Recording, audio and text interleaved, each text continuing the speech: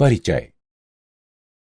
बच्चों, आज हम अवकल समीकरण सीखेंगे। तो प्रश्न है कि हमें अवकल समीकरण को सीखने की आवश्यकता क्यों है? क्या कोई बता सकता है? सर, क्योंकि अवकल समीकरण एक अभिव्यक्ति है जो मात्राओं और उनके परिवर्तन की दर से संबंधित है। बहुत अच्छा। कोई और? सर, क्या हम अवकल समीकरण के माध्यम से विकास दर का वर्णन कर सकते हैं?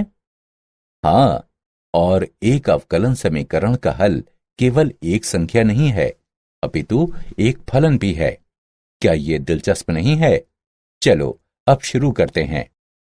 इस पाठ में आप जानेंगे कि अवकलन समीकरण को कैसे हल करते हैं।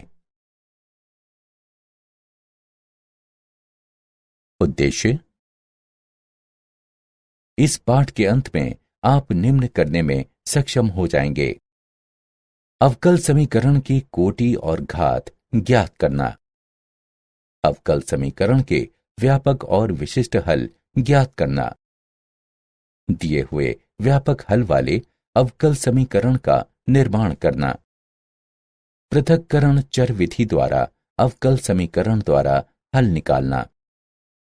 समघातीय अवकल समीकरण को हल करना और रैखिक अवकल समीकरण को हल करना। आधारभूत संकल्पनाएं। एक समीकरण जिसमें स्वतंत्र चर, आश्रित चर एवं उनके अवकलज सम्मिलित होते हैं, एक अवकलन समीकरण कहलाता है। एक ऐसा अवकलन समीकरण जिसमें केवल एक स्वतंत्र चर सम्मिलित होता है, सामान्य अवकल समीकरण कहलाता है। उदाहरण के लिए dy बटा dx minus x log x बराबर 0। अवकल समीकरण की कोटि। अवकलन समीकरण की कोटि अवकल समीकरण में उपस्थित उच्चतम अवकलज होती है। उदाहरण के लिए 1 बटा x गुणा d2y बटा dx वर्ग बराबर e की घात x एक अवकल समीकरण है। उच्चतम कोटि वाले अवकलज अर्थात d2y बटा dx वर्ग की कोटि 2 होती है। अवकल समीकरण की डिग्री यानी घात। अवकल समीकरण में उपस्थित उच्चतम कोटि के अवकलज की उच्चतम घात उस अवकलज समीकरण की घात कहलाती है।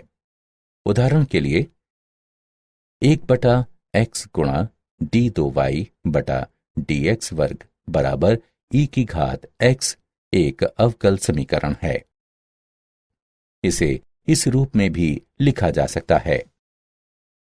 1 बटा x गुणा d2y बटा dx वर्ग संपूर्ण घात 1 बराबर e की घात x, अर्थात उच्चतम कोटि के अवकलज की घात 1 है।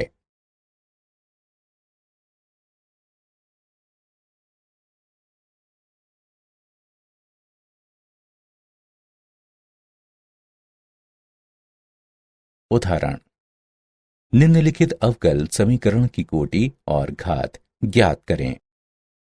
हल। दिया गया है कि d2y बटा dx वर्ग की संपूर्ण घात 3 जमा dy बटा dx बराबर sin x। इस अवकल समीकरण में कोटि 2 है और घात 3 है। अवकल समीकरण का व्यापक एवं विशिष्ट हल। व्यापक हल। एक nवीं कोटि के अवकल समीकरण के लिए व्यापक हल एक ऐसा हल है जिसमें हल में अचर राशि c का मान बदल सकता है। उदाहरण के लिए अवकल समीकरण dy बटा dx बराबर e की घात x माइनस 2, इसे समीकरण 1 से चिन्हित करें। व्यापक हल को निम्न प्रकार से प्राप्त किया जा सकता है। समीकरण 1 के दोनों तरफ समाकलन करने पर हमें प्राप्त होता है y बराबर e की घात x minus 2x plus c। इसे समीकरण 2 से चिन्हित करें। हल में c का मान कुछ भी हो सकता है, क्योंकि जब हम y का अवकलन करते हैं तो c का मान 0 हो जाता है, क्योंकि एक अचर का अवकलन 0 होता है। विशिष्ट हल। एक nवीं कोटि के अवकल समीकरण के लिए विशिष्ट हल एक ऐसा हल है जिसमें अचर राशि c का एक विशिष्ट मान होता है। इस प्रकार के हल प्रारंभिक मान समस्याओं में होते हैं। अवकलन समीकरण dy बटा dx बराबर e की घात x माइनस 2 का व्यापक हल y बराबर e की घात x minus 2x plus c है। जब y 0 बराबर 3 है, इसका तात्पर्य है x बराबर 0 पर y बराबर 3 है। समीकरण 2 में x तथा y का मान रखने पर हमें प्राप्त होता है c बराबर 2। अवकलन समीकरण का विशिष्ट हल है y बराबर e की घात x माइनस 2x जमा 2।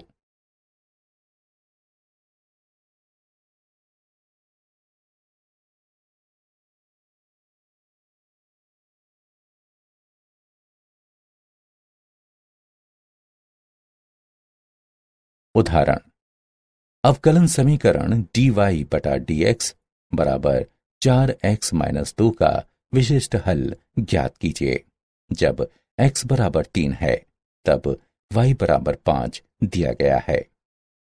हल दिया गया है dy बटा dx बराबर 4x माइनस 2, dy बराबर 4x माइनस 2 dx। दोनों पक्षों का समाकलन करते हैं। y के सापेक्ष 1 का समाकलन बराबर x के सापेक्ष 4x माइनस 2 का समाकलन। y बराबर 2x वर्ग माइनस 2x प्लस c व्यापक हल है। जब y बराबर 5, x बराबर 3 हो तब 5 बराबर 2 गुणा 3 वर्ग माइनस 2 गुणा 3 प्लस c। 5 बराबर 18 माइनस 6 प्लस c। 5 माइनस 12 बराबर c बराबर माइनस 7। दी गई प्रारंभिक स्थिति के लिए विशिष्ट हल y बराबर 2x वर्ग माइनस 2x माइनस 7 है।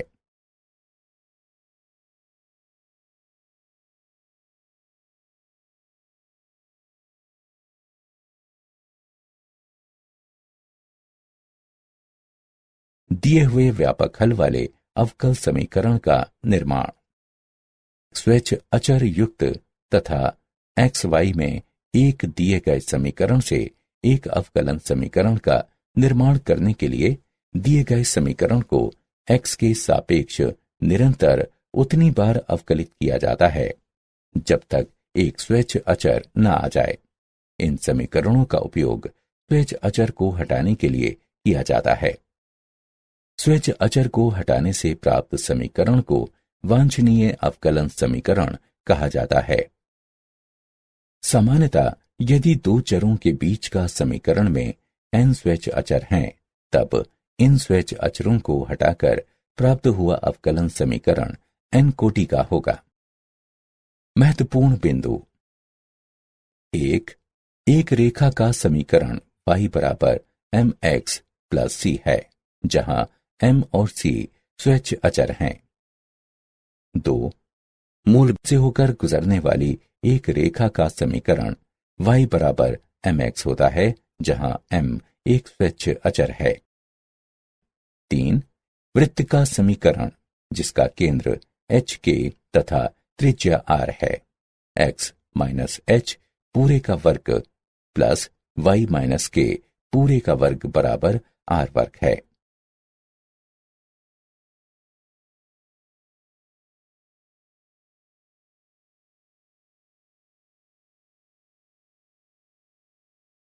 उदाहरण।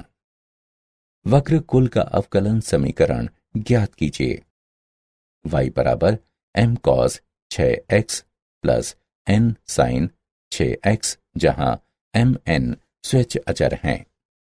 हल दिया है y बराबर m cos 6x plus n sin 6x। इसे समीकरण 1 से चिन्हित करें। समीकरण 1 का x के सापेक्ष अवकलन लेने पर हम पाते हैं dy बटा dx बराबर -6m sin 6x जमा 6n cos 6x। इसे समीकरण 2 से चिन्हित करें। समीकरण 2 का x के सापेक्ष अवकलन लेने पर हम पाते हैं d2y बटा dx वर्ग बराबर -36m cos 6x -36n sin 6x। इसे इस प्रकार से लिखा जा सकता है d2y बटा dx वर्ग बराबर -36 गुणा m cos 6x plus n sin 6x। इसे समीकरण 3 से चिन्हित करते हैं।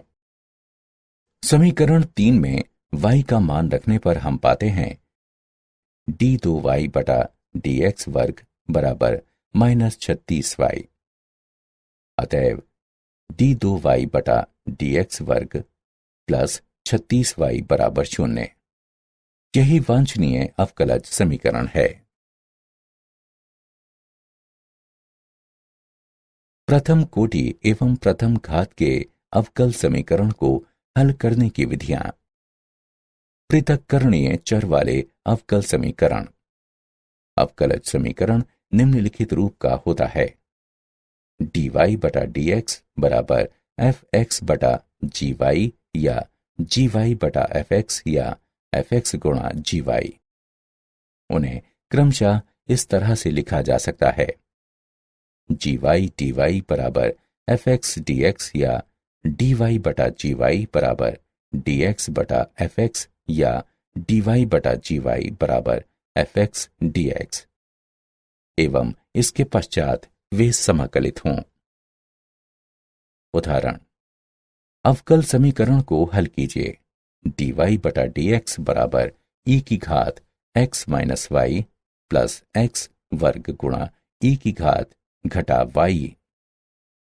हल दिया है dy बटा dx बराबर e की घात x घटा y प्लस x वर्ग गुणा e की घात घटा y। दाएं पक्ष से e की घात घटा y उभयनिष्ठ लेने पर हमें मिलता है dy बटा dx बराबर e की घात x प्लस x वर्ग गुणा e की घात घटा y। चरों का पृथक्करण करते हैं तथा हमें मिलता है e की घात y dy बराबर e की घात x प्लस x वर्ग dx।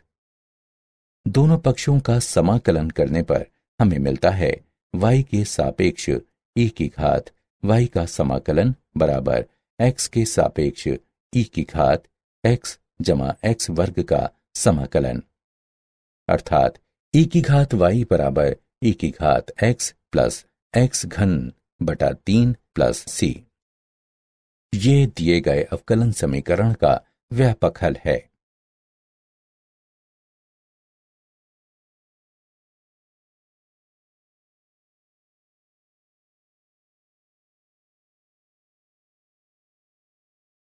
समघातीय अवकलन समीकरण।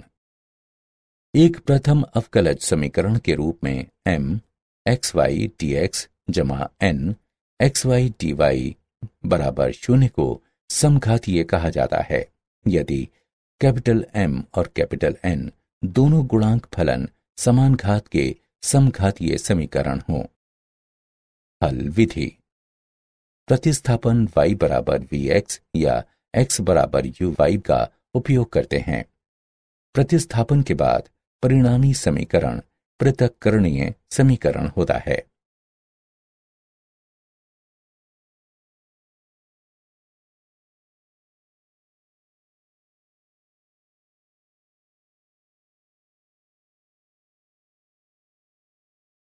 उदाहरण, अवकल समीकरण को हल कीजिए। dy बटा dx बराबर x वर्ग y बटा x घन जमा y घन।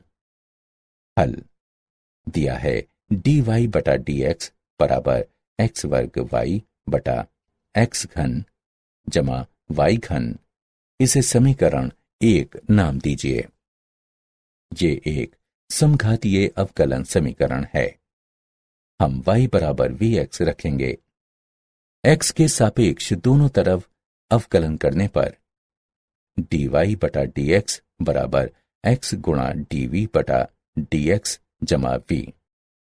अतएव समीकरण 1 को इस प्रकार लिखा जा सकता है, v जमा x गुणा dv बटा dx बराबर vx घन बटा x घन जमा v घन गुणा x घन, v जमा x गुणा dv बटा dx बराबर v बटा 1 जमा v घन, x dv बटा dx बराबर v बटा 1 जमा v घन घटा v, जो बराबर होगा v घटा v की घात 4 बटा 1 जमा v घन के।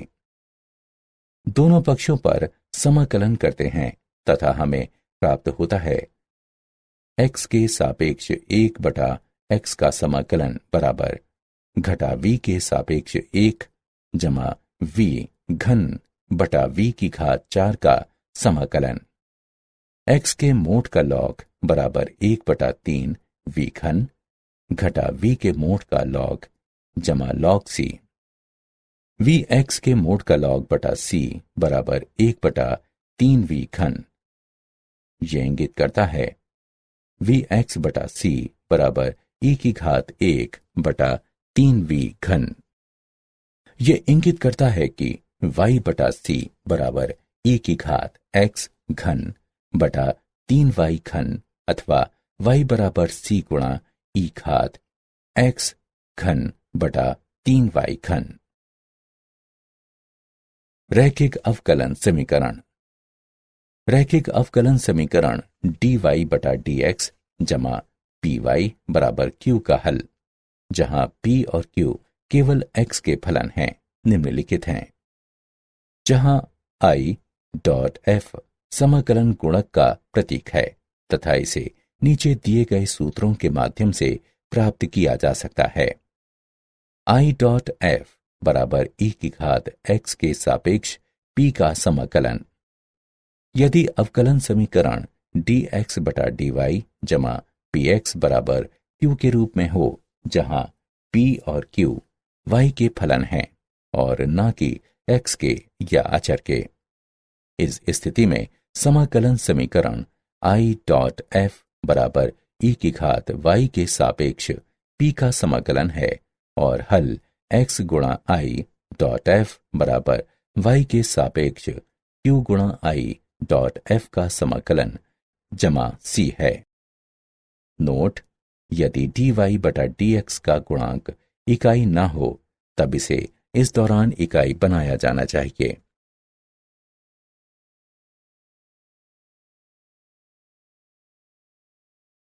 उदाहरण: अवकलन समीकरण को हल कीजिए।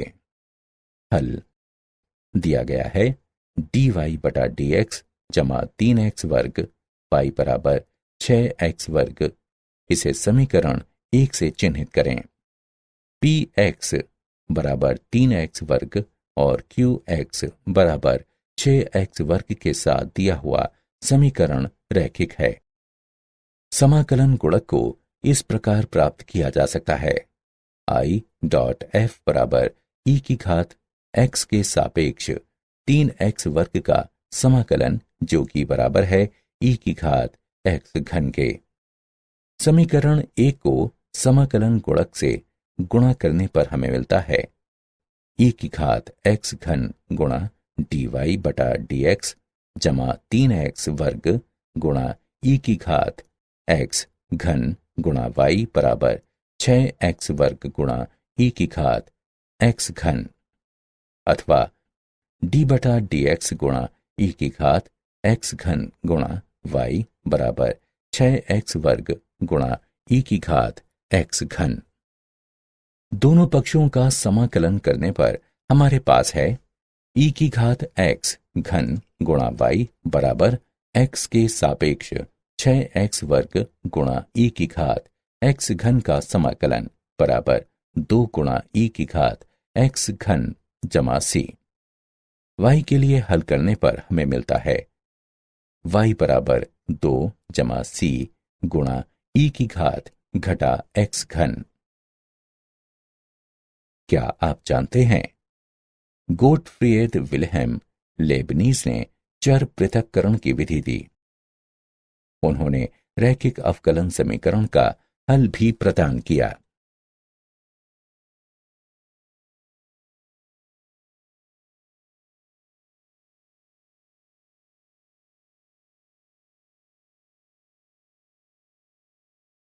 सारांश।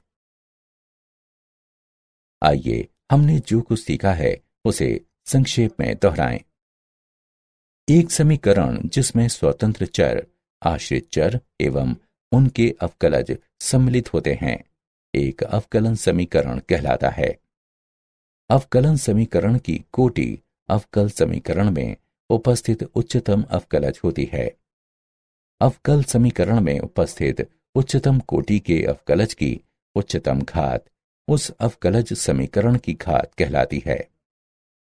एक nवीं कोटि के अवकल समीकरण के लिए व्यापक हल एक ऐसा हल है जिसमें हल में अचर राशि c का मान बदल सकता है। एक nवीं कोटि के अवकल समीकरण के लिए विशिष्ट हल एक ऐसा हल है जिसमें अचर राशि c का एक विशिष्ट मान होता है।